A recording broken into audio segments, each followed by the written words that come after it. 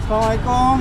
Welcome to my YouTube channel and Facebook page, and also welcome to মৌলভী বাজার blog. আছি মৌলভী বাজার মেঘা মলের সামনে। তো যাব শ্রীমঙ্গলের দিকে।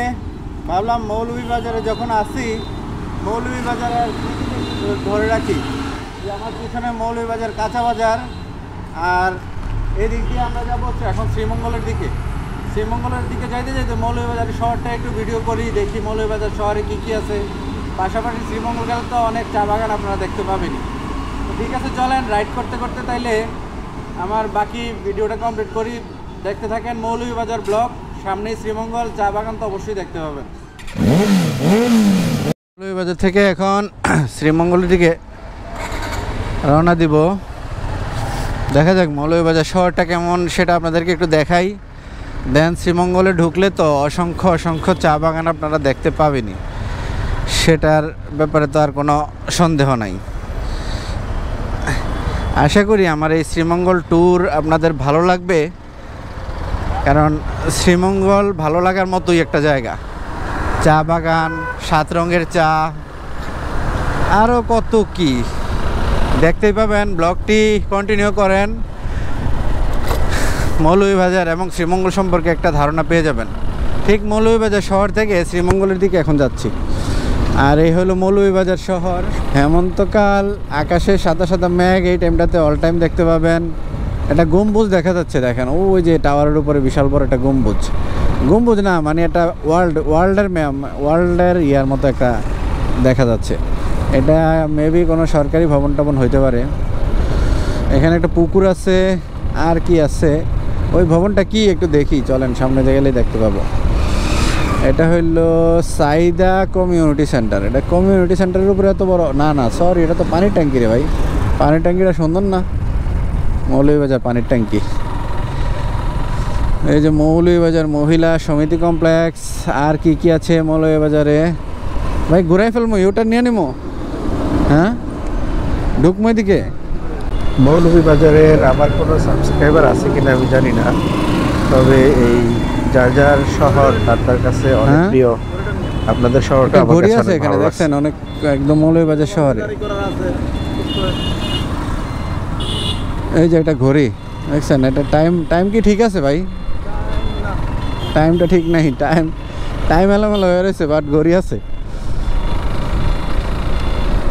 যে পৌরসভা উচ্চ বিদ্যালয় মৌলভীবাজার, মেবি ওই দিকটাতে শহর। আমি এতক্ষণ যেখানে ছিলাম ওইটা কি তাহলে কি কোনো শহর না? এটা যাই হোক, আসলে একটা জেলা শহর তো অনেক বড় হয়, বিভিন্ন জিনিস থাকে একটা জেলা শহরে। এটা কোনো একটা কিছু হবে, হোটেল রিসোর্ট কোনো একটা কিছু হবে। Circuit house, sorry, Moulvibazar circuit house. আমরা মেবি এদিক দিয়ে বাইরে হইতে পারবো, বুঝছেন?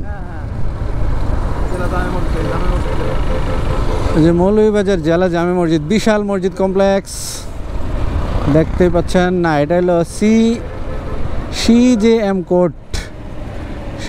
কোর্ট, চিফ জুডিশিয়াল ম্যাজিস্ট্রেট আদালত, এটার আর কি ফুল মিনিং। আসলে প্রত্যেকটা জেলা শহরেই তার নিজস্ব একটা রূপ আছে, নিজস্ব একটা সৌন্দর্য আছে।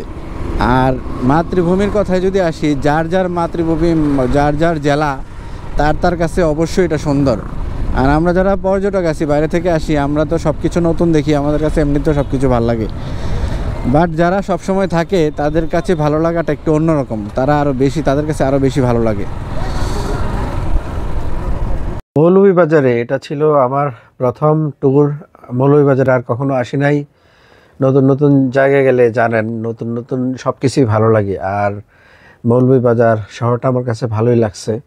আর মাতৃভূমি, যারা মৌলভীবাজারের লোক, কিংবা আমি তো কুমিল্লার বাসিন্দা, যার যার মাতৃভূমি কিংবা যার যার শহর তার কাছে অনেক প্রিয়।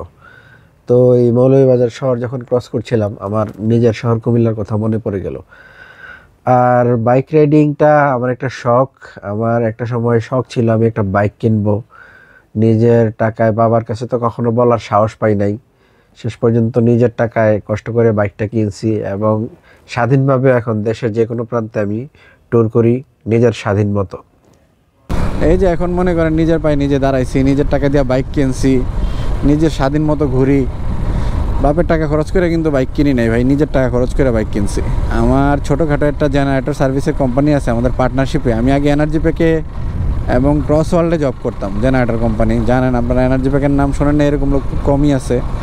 দেন এখন চাকরি টাকরি ছাইড়া দিয়ে একটু স্বাধীন লাইফ পছন্দ করি, তো চাকরি টাকরি ছাইড়া দিয়া এখন মোটামুটি পুরো দস্তর ট্রাভেলার হয়ে গেছি। আর এলো ব্যবসা তো আছেই পাশাপাশি, পার্টনারশিপের ব্যবসা, পার্টনাররা মাঝে মধ্যে ব্যবসা দেখে। আমি আর বামে সোজা আমরা মেন মৌলভীবাজার শ্রীমঙ্গলের মেন সড়কে আবার উঠে গেছি। আমরা শহরের ভিতর দিয়া আবার এই সেম ওই জায়গায় চলে আসছি। এখান থেকে দেখা যাচ্ছে Narayanganj 188 kilo, Dhaka 200 kilo, Narsingdi 155 kilo. ধন্যবাদ আপনাকে। পুলিশ ভাইয়ের কাছ থেকে হেল্প নিয়েছি যে মৌলভীবাজার রাস্তাটা কোন দিকে, উনি হেল্প করছে যে সোজা একবারে নাক বরাবর, ডাইনামামে যাওয়ার কোনো দরকার নাই, নাক বরাবর গেলে মানে শ্রীমঙ্গল।